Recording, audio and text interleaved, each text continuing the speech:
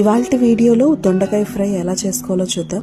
నేనైతే ఇక్కడ తింటుంది దొండకాయ ఫ్రై అండి. రాయలసీమ స్టైల్లో ఎలా చేయాలో ఇప్పుడు మీకు చూపిస్తాను.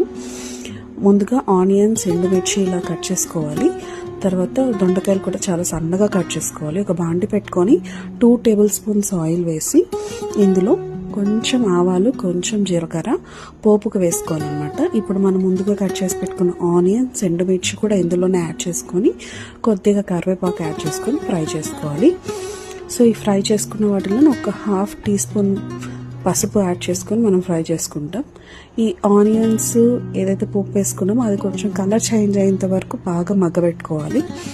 ఎందుకంటే ఆనియన్స్ కూడా పచ్చి వాసన ఉండకూడదు అనమాట.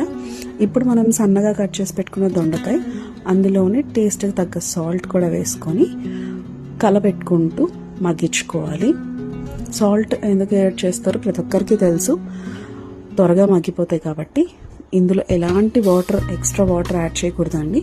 ఈ ఆయిల్లోనే కలుపుకుంటూ మూత పెట్టుకుంటూ మగ్గించుకోవాలి. ఈ మగ్గించుకున్నప్పుడు కొంచెం మీడియం టు లో ఫ్లేమ్ మధ్యలో పెట్టుకొని టోస్ట్ చేసుకుంటే బెటర్. ఎందుకంటే దొండకాయ త్వరగా మాడిపోకుండా ఉంటుంది.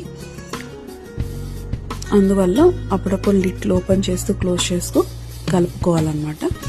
ఈ దొండకాయ ఫ్రైని రాయలసీమలో మెయిన్ పప్పు, రసం, పెరుగులో సైడ్ డిష్గా యూజ్ చేస్తాం అన్నట్టు. ఇందులో దొండకాయ వేగుతున్నప్పుడు మనం చేసుకోవాల్సిన ముఖ్యమైన పని ఏంటంటే, మంచిపప్పులు అంటాం మేము, మీరు పుట్నాల పప్పు అంటారు. సో ఆ పుట్నాల పప్పు కొంచెం వెల్లుల్లి వేసుకొని అందులోనే కారం కూడా వేసుకొని మిక్సీకి వేయచ్చు. నేను ఆల్రెడీ జస్ట్ పుట్నాల పప్పు, వెల్లుల్లి వేసి మిక్సీకి వేసుకున్నాను అనమాట. సో ఇందులోనే నేను కొంచెం కారం కూడా వేసి మగ్గించుకున్నాను. ఈ దొండకాయలు బాగా మగ్గిపోయినాయని తెలిసిన తర్వాత నేను ముందుగా చెప్పిన ఈ పుట్నాల పప్పు పౌడర్ని ఇందులో యాడ్ చేసుకొని కలుపుకొని స్టవ్ ఆఫ్ చేస్తే సరిపోతుంది.